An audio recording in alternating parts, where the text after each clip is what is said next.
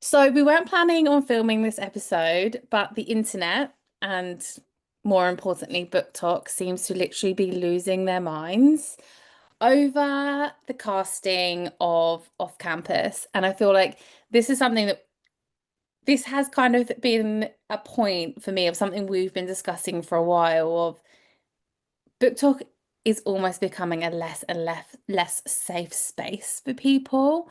And the way people have reacted to this, in my opinion, has been so foul that we decided we needed to talk about this. Let's talk about it, get it on air for people to discuss because I'm not happy about the way that people are acting.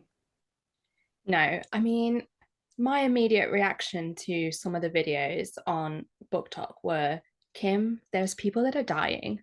Like, I just think, There's come on, almost a guys. Kardashians moment. Yeah, come on, guys. Let's get it together. But there's just so much entitlement, I feel. So, for those of you that don't know and are fresh into this episode and haven't seen it, maybe you've been on holiday and avoiding TikTok this week. Amazon Prime have announced who they have casted for Off Campus, which was written by Elle Kennedy. It's a college hockey romance series. I personally am really excited for the show, but they've done the casting and people are up in arms about who they have casted to play these characters. And they're not just up in arms about it, they are being quite vile. I have seen videos of people calling the characters ugly, that it's the worst casting they've ever seen. People in Hollywood don't know what they're doing. And I'm completely dumbfounded by it. And I'm so surprised at the way that fans of this series and people that have come into the BookTok community can behave like this and think it's okay. So obviously, I've taken some strong opinions to this. I normally really stay out of any book talk drama because I'm not about that life. However, I have a really strong feelings on bullying and seeing some of the behaviors. I instantly like went onto my platform and started talking about it. But we haven't really spoken this week, actually specifically too much about the casting. So what was your immediate thoughts on the casting when you saw it? So my immediate thoughts were just that, oh my gosh, we finally got a cast. Like, I was just excited about the news of having a cast for this, adaptation that we've been waiting a while for. And for those that don't know, me and Tor both absolutely love Elle Kennedy books. Like, I literally have a shelf up here and it is start to finish Elle Kennedy. Me too. Like, so we were excited. When I looked at the pictures a bit closer, I was a bit confused. I couldn't really tell who was supposed to be who, and it wasn't what I imagined, I'll be honest. But I sent the link to our book club group chat and I was just like, oh, this is a surprising choice. And then that was the end of it, really, I feel like, and I looked at it a bit more and I saw that the guy that they'd cast for Garrett was I can't remember his name, Belmont somebody. And Hmm. I was like, oh, actually, I'm really excited about that because I've seen him in Along for the Ride on Netflix, which is also a book adaptation. He was not really how I imagined him in that, but he was so good that I ended up enjoying it. And I said, I'm sure that will happen with Off Campus as well.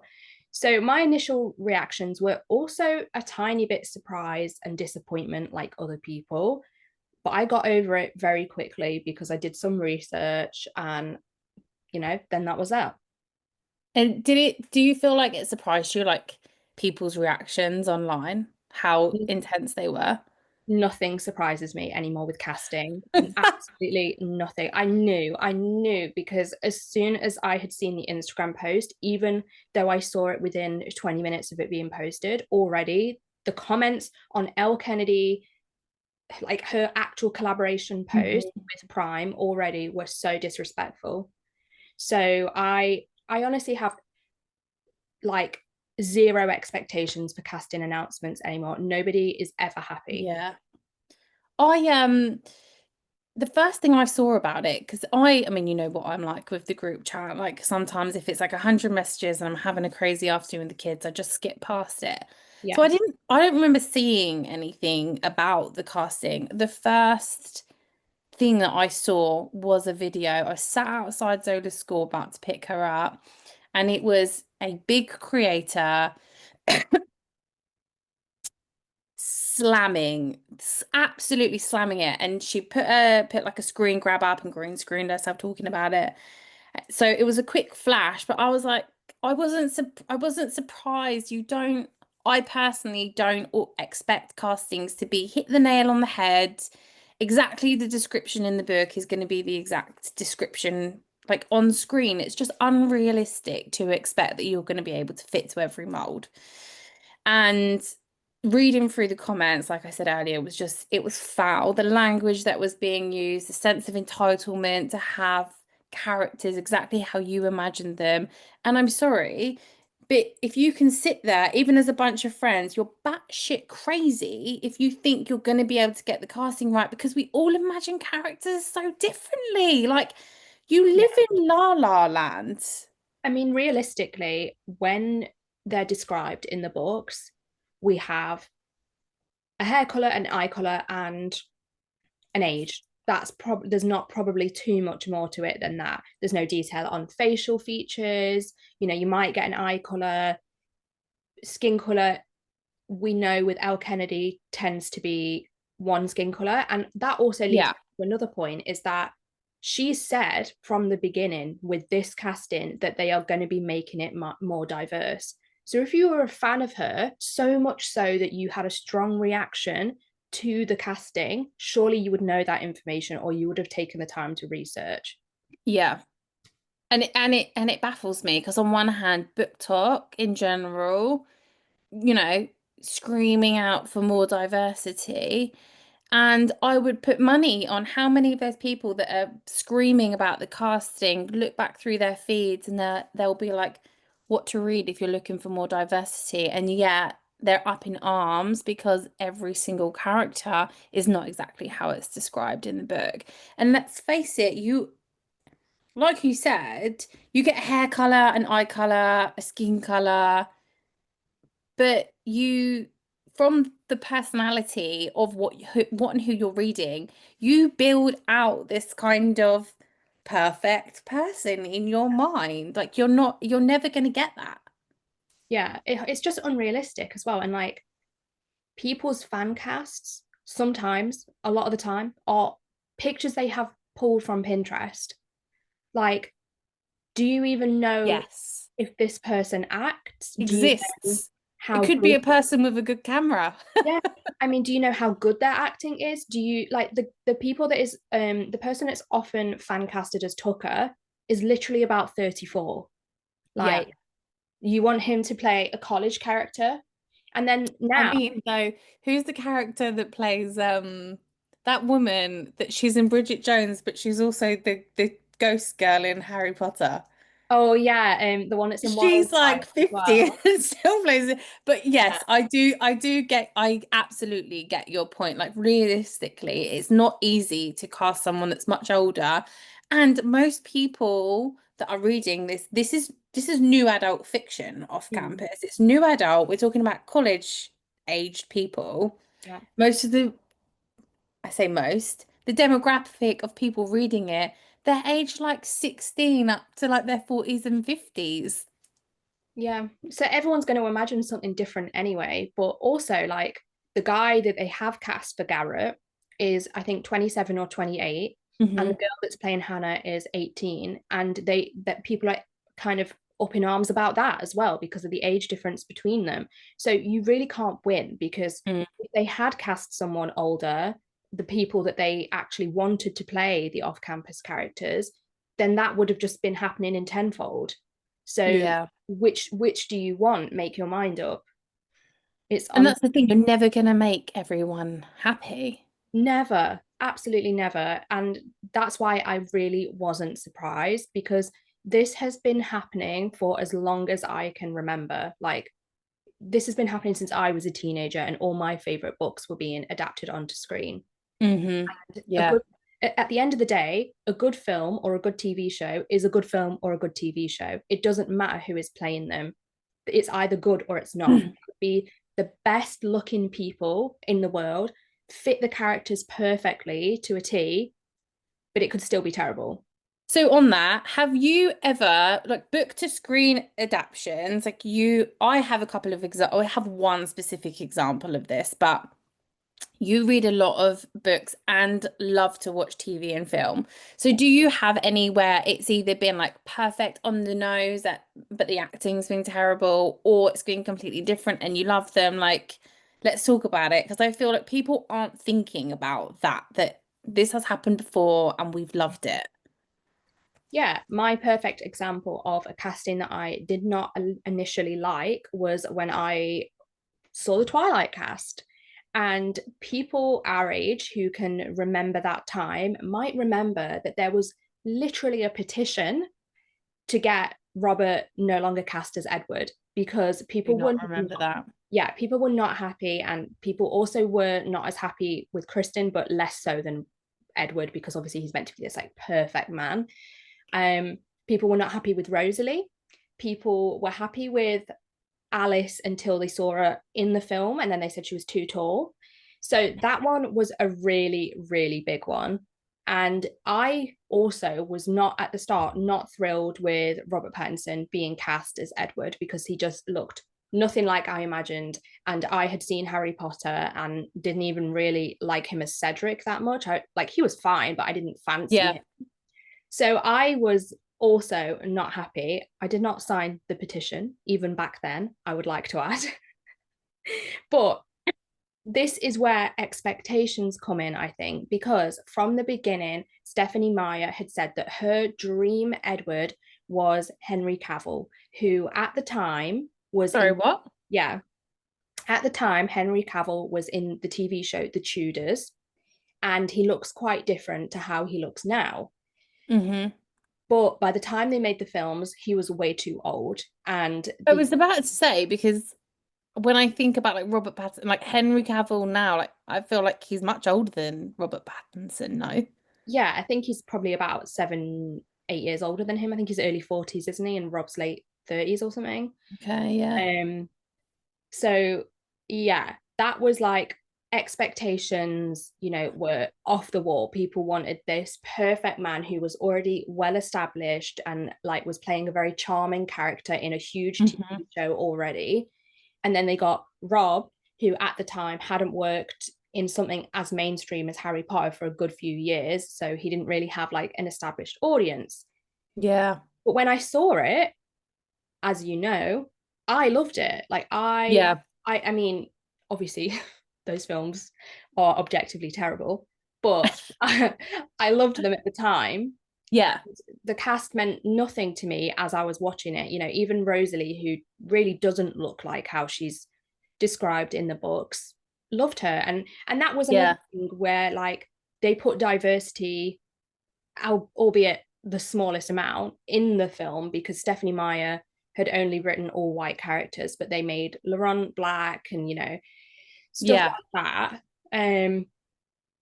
And I just think you even think about that while you're watching it? I personally never do. I get so No. into the story that I am just either enjoying it or not enjoying it, but rarely am I thinking about how they physically look.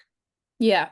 Yeah, 100%. And I think a really good example of this, let's take one of, I would say, the most loved TV series by the BookTok world, The Vampire Diaries. Yeah, Okay. A lot of people have never read the books. I read them years ago, I've read them too. but hadn't been so infatuated with them that when I started, and it had been years since I'd read them before watching the show. Yeah, If if the BookTok, Bookstagram, social media world was as it is now, then people would have hit the roof about the casting. yeah, They not only did they change the casting, they dramatically changed the storylines, plot points. yeah, Some things were similar. Klaus was completely different. yeah. Elena, completely different. She was blonde. Like, do Yeah, you know what I Elena mean? was more like Caroline in the books, and Bonnie was redhead, right? Yes, I Yeah, think so. yeah. And then I swear, like in the books, fairly. soon, like maybe like book 2 or 3, Caroline and Tyler have wolf puppies. They get pregnant. Like it's so This different. is what I mean. Like, if people had done what they've done over off campus, it could have completely tainted what the TV show was and is till this day. Yeah, a I huge probably scrolling phenomenon. through BookTok, I probably see at least one or two Vampire Diaries videos a day on my For You page Yeah, still. And the show finished fucking years ago. yeah. And that's what frustrates me because I'm like, you're not thinking about this. Like these, yes, we get TV shows that we don't like, they're not good. You're not even giving it a chance before you hit the roof. I also just don't think people research and don't actually know how casting works. They're all saying like, Hollywood's terrible at casting. Also, first, the entitlement behind that statement is so jarring because these are people that have worked in this career. It's not easy to get into Hollywood. Like, Yeah. please do not discredit their hard work. But also, people are, one of the things that really irritates me the most is when people are like, he's not tall enough. He's not 6'3". He's not 6'4". First of all, less than 1% of the population is like 6'5" statistically. Secondly, if you knew anything about casting, you would know that they tend not to cast men who are over 6 foot because it then means there is a huge difference between them and their female counterpart when they are framing the scene. If you so Euphoria is Mm. a great example of this because Jacob Elordi had to lie about his height to get the role of Nate Jacobs. He is 6'4" in real life, and he had to tell them he was 6'4", 6'1", sorry, because he's too tall to play. And it's really evident. There's a scene when him and Maddie are walking through the corridor, and she is about my height, I think, maybe a little bit smaller, and he's Is obviously this like the famous scene that was all over BookTok memes for ages, where he's probably, coming? probably. And the difference between their height is crazy, and it's like Yeah, you never see that on screen. I can't think of another example where you have yeah, a really tall guy and a really short girl. And that's why, because it's difficult to frame. So if people research, they would know you're never going to get your 6'6" Faye love interest in a film. It's just not going to happen. Sorry. yeah. And it's interesting because you have such a unique perspective on this, in my opinion, because you love films and actually like the intricacies of like filmmaking and TV Yeah. shows. Like you analyze them. I think we spoke about this in our earlier episodes. Yeah. And you have close people in your life that are within the industry as well. Mhm. So it gives you a unique perspective onto like the behind the scenes of like how it actually works and what happens. Yeah, exactly. And that's why it's just like, I wish so badly that most of all in these situations, people would research before they comment. People would actually take the time to go Mhm. away. And in this case, look at the cast, look at them in other things before forming an opinion. Because do you know how many videos I've seen in the last couple of days where people have put clips together of the actors in other things where they've got different hair colors and they've been styled differently and said, Yeah. oh, actually, he looks really hot here. Oh, actually, he's been blonde in this before. Well, it's too I late think now. people are It's backtracking yeah, because they are seeing the negative response to their negative behavior. And I think people are thinking, and yeah, this is what I think is so frustrating, moving away from off campus and more generalistic of book talk. And I see it less on Bookstagram. It seems to be like a much more like because it's more like the aesthetics and stuff, isn't it? But book talk yeah, people are opinionated. And I do feel we've had this conversation recently. There is this rising sense of negativity in the book talk world, and these real like this mean girl energy, mean girl cliques of people. And I really hate it because I feel like it's so different to where we came in, like what, three years ago now? Is that really how long it's been? yeah. And I know even when we came in, like people that had already been on, like, really original kind of people that had been on there for a couple of years already was, it feels different already. But now it's completely different. The energy feels different, the types of people feel different, and you can really see it. Yeah, I mean, I think the great thing about BookTok is that it has made books bigger than they ever were before. Yeah. When I was a teenager, I had one friend who liked reading as much as I did, and she still reads now, so shout out her. Um, but it's just like now it has reached so far into other areas of the internet that we have all different types of people at all different points coming in with very strong opinions, and they maybe don't take the time to get to know the community and really, really think about what they want to put out into this space.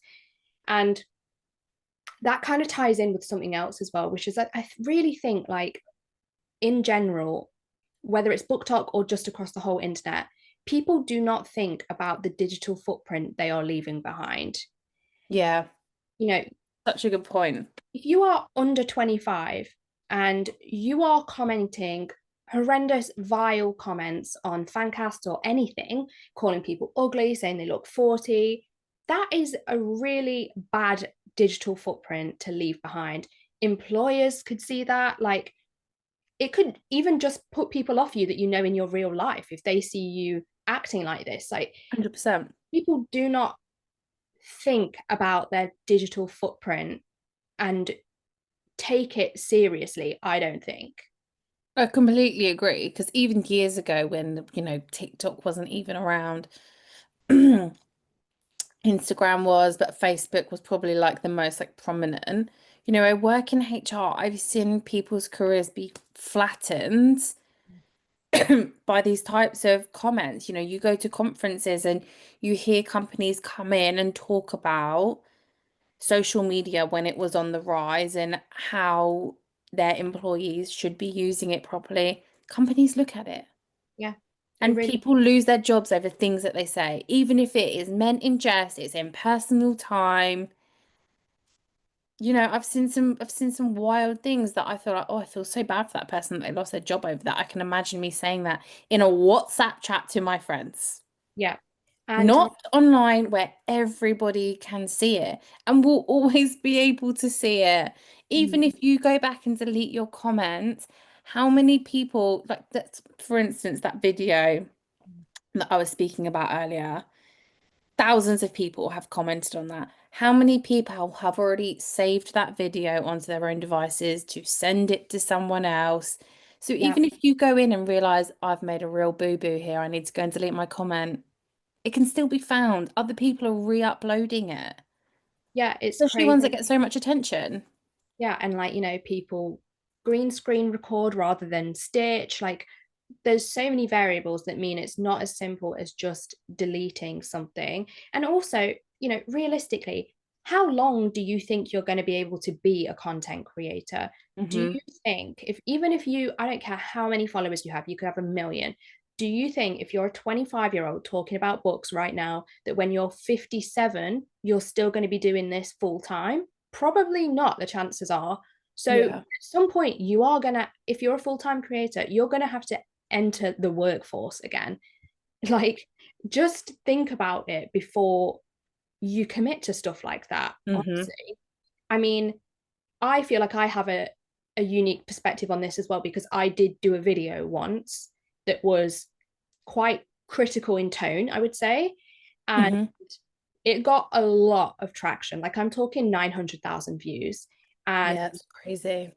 the vast majority, like 90% of the comments were people heavily disagreeing with me, calling me names, like anything. And it was because I negatively reviewed a book quite harshly. Now, when I did that video, I did use clickbait techniques of like starting the video, holding the book, and kind of like looking at it in disgust. So Yeah. that was on me. Like, I knew what I was doing and it worked. Yeah. I got those views. But for me, that wasn't worth it. And I've never done it again since because although it got me views and engagement and whatever, I did not like the negativity that it put out into the universe. So I Yeah. deleted the video and I never did that kind of clickbait video again. But there are so Yeah. many big creators on BookTok who know exactly what they are doing when they make these negative videos. They know Yeah. what they're doing. They are using very strategic techniques. So do not also believe that these people are just, oh, I didn't mean it like that. No, you did. So at least, Yeah. Yeah, I completely agree. And moving on to that subject, because I feel like it's a really important one. These creators with these huge followings mm, encouraging this type of behavior. That's what stresses me out because I think creators like that, whether it's in the book talk world, the makeup world, the hair world, whatever mum talk, whatever it might be, you are influencing many people, and not just many people, really young, malleable, easily influenced minds. yeah, You are helping breed the hate in teenagers that leads to kids so young being clinically depressed and unfortunately making, you know, very awful decisions about their lives. yeah, And I just think, God, how, and I'm going to get upset because I just think, as a mum, you're hurting my kids. You're hurting kids around you. Like, how can you think that's okay? yeah. But I think they don't even see it like that. They don't even think about the repercussions of what they're doing. They don't think outside of trying to get likes and comments. That is their goal. Getting books, getting likes, getting comments, getting followers. That is all they care about. And unfortunately, I feel like it's so accessible now for anyone to do content creation that there are more and more like mean people doing it. You know, back in the day when you were just watching YouTubers, it wasn't so Yeah, easy to just pick up a camera and film your thoughts and reviews. You know, not many people did it because yeah, technology hadn't kind of advanced enough yet. But now anyone can do it. It just means there are so many different types of people who don't really have any respect for critiquing, for reviewing as kind of like an art form almost. I mean, you know, like hmm, there's so many people that don't even review books. They just say this was crap or this was great. You know, the yeah, book landscape specifically really needs to like change. Just because it's short form content doesn't mean you can't use critical thinking, doesn't mean you can't actually create meaningful content yeah. that is impactful and positive. And you can be impactful and positive, but still give a negative opinion. Like the two don't have to be mutually exclusive. I still do wrap ups and things where I talk about, you know, books that I didn't like. You made a really good point there about people don't think about it, which I do get. But because do you think that people sometimes forget the influence they have? And what's the line, in my opinion, between forgetting and just being completely irresponsible with what they say and share? I don't think people forget because we're obviously both content creators with a very kind of small audience, you know, under 50,000. And But even when I, you say it like that, actually, because I feel like I do forget because collectively between us, we have over 50,000 followers. yeah, Put 50,000 people in front of you, and I don't by any means think of myself as an influencer mm, at all. I don't. I think of myself as a content creator. yeah, Yes, I'd like to earn extra income from what I do, but I also find it fun and it's a hobby for yeah, me that makes me happy outside of my job and my kids. But when you think about the fact that if you put 50,000 people in front of us that are, and mm, even without that, a video that pops off to nearly 1 million people because of the platform that you have built for yourself, yeah. you know, that's so much responsibility that we should be thinking about all the time when we're posting content, in my Yeah, opinion. yeah, so I guess maybe then I would alter my answer. And I don't think you forget if you already have a big audience. Yeah. If you have, I don't know, let's say 500,000 followers, 100,000 followers, tons of YouTube subscribers, I don't think you are forgetting how many people are going to see your videos, because I Yeah. would be terrified every time I uploaded something that there was a mistake left in there. Yeah. So you would be thinking about how many people are going to see your content. For us, with a smaller audience, and obviously that full audience as well does not engage with every post at Yeah. all. It's like 10%. No, So if that some days. yeah, honestly. But I saw a post today that actually fits in really well with this. It said 250 views is a sold out movie screen. 1,000 views, is a conference hall, and so on and so forth. 20,000 is the O2 Arena. Like, That's crazy, isn't it? yeah, to put it into context, it is still a big number of people taking your Mhm. opinions on board, no matter, like, even if you have those 300 views, that's still 300 people that could be influenced and then go off and influence their friends and family Mhm. themselves. So it is a huge responsibility. I feel like I've understood that more in the last 2 years. I feel like the first year that I was on BookTok, I probably did not take it very seriously because I was just Yeah. getting started and I was just having fun. The last 2 years, specifically in my case, since like October 23, I've then understood the magnitude of what I put out there and the influence that has and the kinds of influence I want to have. Mhm. But I don't know that everyone thinks about it like that. I don't think that everyone does. And they should. And I do understand that sometimes speaking about controversial topics can be super scary.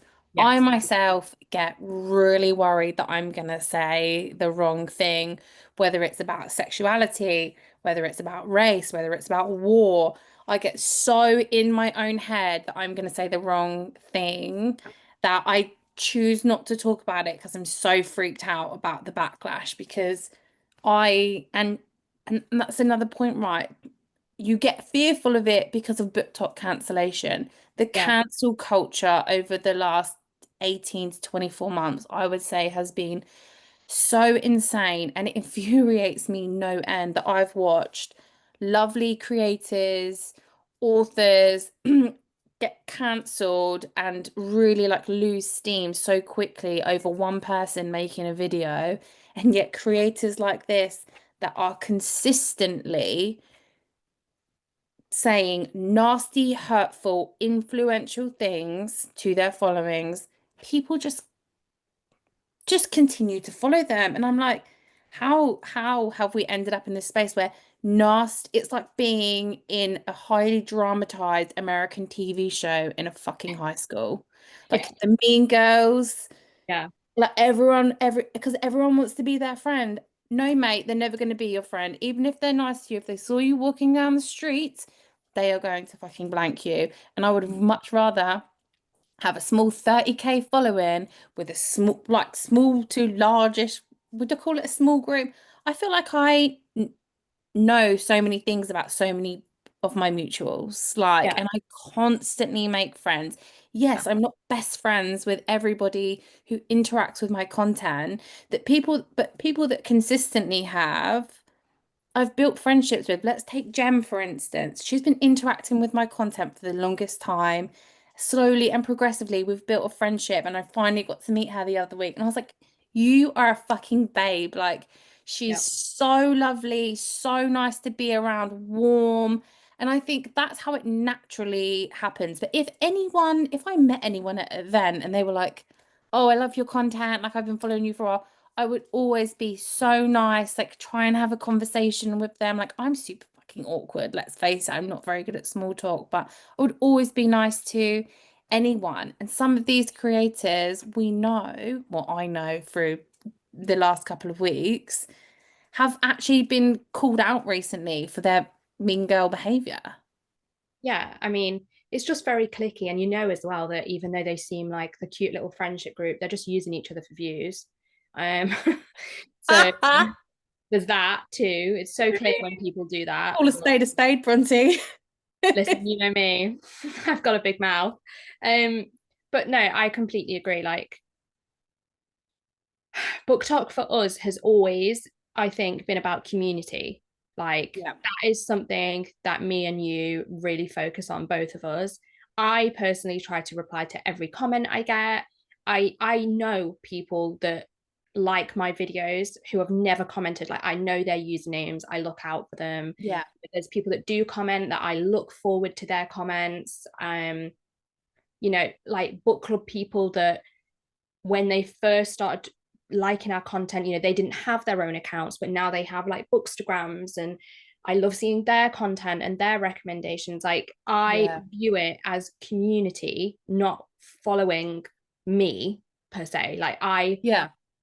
I respect them and look forward to what they have to say as much as they probably look forward to our reviews or Yeah. recommendations. So I just think it all comes down to who you follow and how you choose to diversify your FYP. And there's bad there's like a negative perception of booktokers who have a large following but don't follow many people. But actually, that probably means they have curated their FYP. Like I have done this. I have gone through who I was following and culled it right down to people I trust, who I know are good people, who share good recommendations, who are not filled with negativity and drama, and who value the same things that I do. And I think that's what's important, is finding those people to follow, because they are out there. There's loads of creators that are absolutely amazing. Yeah, absolutely. And if anybody needs a list of good, nice, lovely, genuinely loving creators, then we can give that to you. Let us know. I'm sure that we could create a little mini series on TikTok or something about like creators that we absolutely love, whether they've got 500 followers or 500,000 followers. There are plenty of them out there that are just like the nicest fucking people, like genuinely would be they're so lovely to spend time around or talk to. Um, but I do want to point out as well that creators do have a responsibility to be more mindful about what they post on their platforms. But I do think it's important to point out that if even if you're a small creator, large creator, or whether you don't post yourself and you just are a consumer of content, you have your own responsibility to, you don't have to call out, you don't have to comment or stir the pot, but you do have a responsibility to, if you are seeing bad behavior, negative behavior that really doesn't sit right with you, unfollow them, because Yeah. you guys, everybody, us that are consuming the content, we're giving them the platform. After I posted my video the other day, I really regretted stitching the video, but I'd literally just seen it and I was so angry Yeah. that I just did it. But I just gave that creator even more of a platform. The 2 or 3 thousand people that have, gone and watched my video have inevitably clicked on her video, watched it, added to, you know, Mm. the conversation that she is creating. And a lot of people that have commented on my video that completely agree with my stance on it have actually then gone on to her post and been like, this is, disgusting behavior. Why are you being like this? But again, even by doing that, we're just adding to their engagement and filling up their pockets with money. Realistically, that's what's happening. Yeah, and they don't care because she hasn't responded to your video, she hasn't responded to any of those comments, you know. And which is just proof in my mind that creators like that just don't care. Not that I want an argument. I didn't do that to cause an argument with another creator. That's absolutely not my vibe. Go through my feed, people. I don't do this very often. But Yeah, that, to me, that's just proof that she hasn't done another video to say, I'm sorry about what I've said. I yeah, haven't done the right thing here. yeah. And I think accountability is a big part of it. Like you do have to reflect on what people are saying to you online. Like, when I did the powerless review, there was probably like there was a lot of people who actually agreed with me and said, like, actually, no, you're not saying anything wrong here because you've not attacked the author. You've just said your opinion of the book. But even then, afterwards, You didn't tag the publisher, you didn't tag the author, you weren't no, calling her out, going, your book is. Do you know no, what I mean? I just said why I didn't like it so much, but because I had really not liked it, my opinions were quite strong. But even after that, I was like, okay, this upset a lot of people. So I need to think about how I frame my negative reviews in the future, which I have done. Hmm. I've never made a video Yeah. like that since. Whether you agree or disagree on whether the video even was, bad, I still was like, well, I don't want to put that negativity into the world. Yeah. So I stopped.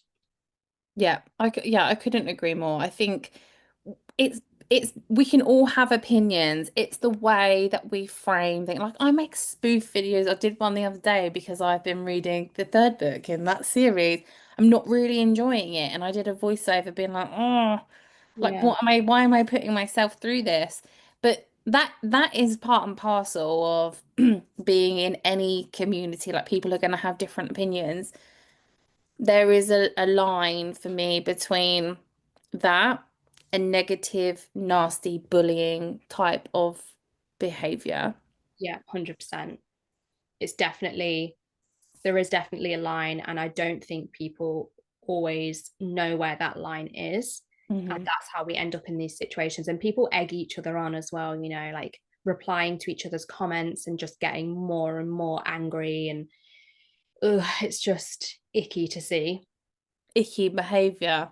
icky behavior. We don't like to see it. No. And I'll just reiterate one more time, Kim, there's people that are dying, okay? Let's focus on the bigger picture. You can be upset about your fan cast, but there is literally people dying. So is it that deep? I'm afraid not. Thank you for coming to my TED talk. So, with all of these things in mind, what do we think a healthier book talk? Like, how do we think that looks? How should people be behaving, in your opinion? Well, I think people should be reserving their negative energy for things that actually need negative energy. For example, I saw a post yesterday about a publisher really harming one of their authors, and in quite a problematic way. That is the kind of thing where we could really use people's negative energy to turn into something positive and create awareness about these kinds of situations, or using, your platform to share diverse recommendations and create in-depth analysis of the books you have read, whether that is positive or negative, but doing it in a very healthy way and really understanding what it means to be a reviewer in that space. I think that is one thing. The second thing is honestly just keeping your negative opinions on people's looks or personal characteristics that they cannot change to yourself. Do Yeah, not put them on the internet. That to me is absolutely. kind of two-pronged approach. One needs to be people really thinking more critically about what they consume, how they consume it, and how they review it. And the other just needs to be people generally being nicer and more respectful. Yeah, I couldn't agree more. And I actually think that publishers have a really important responsibility to be looking into the creators that they are working with because they have most of these publishers have small teams of people that manage like their marketing and their PR and who they're sending books out to. They're normally pretty embedded in the community. They know creators, what they're posting about, what they're doing. They have a responsibility. If they're sending free books to people and getting like paying people to put ads on their books, if they are paying people like this, they're I don't even think that I then want to work with them myself because you are you are part of the problem then as the publisher, and I think you have a huge responsibility to Well, let's be put it this thinking about who you're working with. yeah, let's just put it this way. One of the biggest book talkers, one of the biggest with 1 million followers, literally sexually harassed a hockey player and their wife and Yeah. still gets paid ads. Yeah. It's That crazy. that to me, and anyone to me who consumes their content is part of the problem. Yeah. 100%. Whether I you're do agree. commenting on it, because I keep seeing mutuals actually comment on their posts, and I'm like, what are you doing? You're literally affiliating yourself. That was another instant unfollow for me when that happened. Same I as didn't it even because I was following said creator from this week and I was like instant unfollow. I'd already unfollowed both of them when their big dramas hit. So I think I'm quite a good judge of character, maybe. I feel like my FYP is normally super drama free. Like I normally know about these things last. You guys will be talking about something. I'm like, what? How have I missed this? Yeah, Yeah, crazy, crazy behavior. yeah. Okay, so what would you say to a newer creator who is scared to post because of negative energy on BookTok?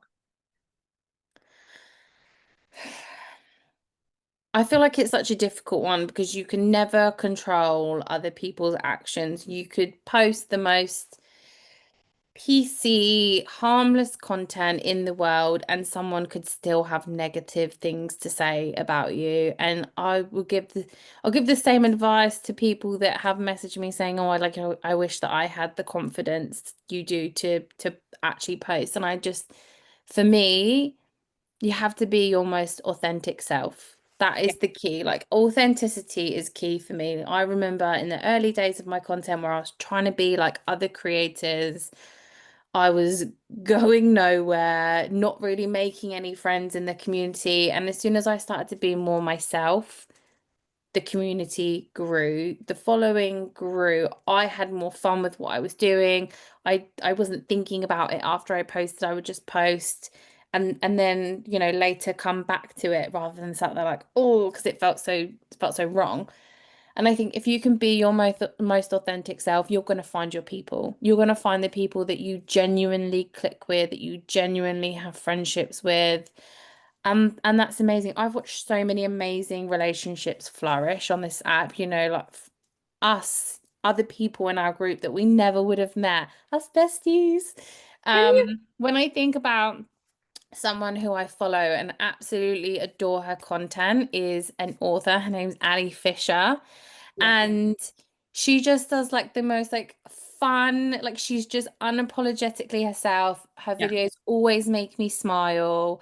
And she's made two friends through this app. One was in the US, and I saw a couple of months ago, I think it might have been Wow. last year, they all met up, the three of them, like for the first time, all three of them together. And I was like, watching the video, I was like, what just like a magical freaking moment that you guys have become so close that you've all traveled from, different parts to just see each other. And I just think that's so magical. And that's one of the beauties of social media and the community that's been created on BookTok. And that's what I want everyone to get back to. Yeah.